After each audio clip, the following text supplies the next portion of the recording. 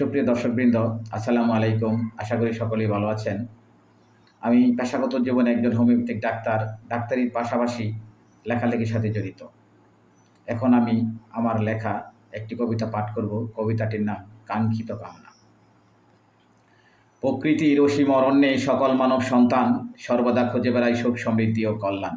সকল মানুষের অঙ্গ প্রত্যঙ্গ একই সমান, দৃশ্যমান দেহ অদৃশ্যরূপে প্রাণ। কর্মকৌশলে নিজেকে করো মহৎ হৃদয়বান।